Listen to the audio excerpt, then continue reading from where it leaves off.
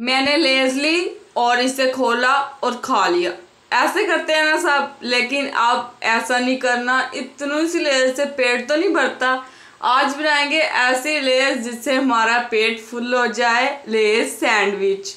کیا نہیں کہنا، بہت مزے کے بنتے ہیں۔ میں نے ابلے ہوئے آلو لیے، اسے میش کر لیا، اس کے اندر چلی فلیکس، ہلدی پاؤڈر اور نمک، اسے میں نے اچھی طرح مکس کیا۔ میں بہت آلسی ہو رہی تھی، اسی لیے میں نے فرائی نہیں کی، ویسے ہی ٹکی بنا لی۔ میں نے لیز کے اوپر لگا دی کیچپ، اسے میں نے اچھی طرح مکس کیا۔ آپ فنگر کی مدد سے بھی لگا سکتے ہیں۔ پھر اس کے اوپر میں نے لگائے انین، بہت چھوٹے چھوٹے کاٹے ہوئے تھے، چھوٹا سا سینڈوچ بننا ہے ہمارا۔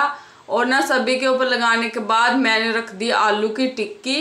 آپ فرائی کرنا چاہیں تو کر لیں، پر اتنی محنت کون کرتا ہے، ویسے ہی رکھ لی اس کے اوپر۔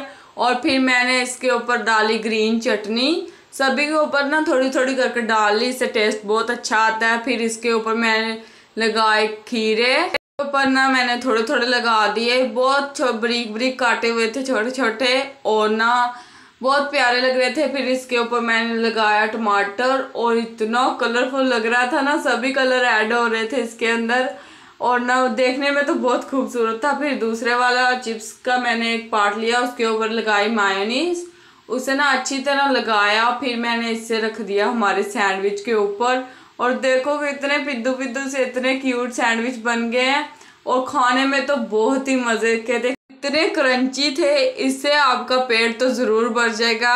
آپ لیز ویسے نہ کھائیں، اس طرح کھائیں، اتنی مزے کے بنیں گے اور اتنے کیوٹ لگ رہے تھے۔ آپ بھی ضرور ٹرائی کریں۔ ویڈیو اچھی لگی ہے تو چینل کو لائک اینڈ سبسکرائب کریں۔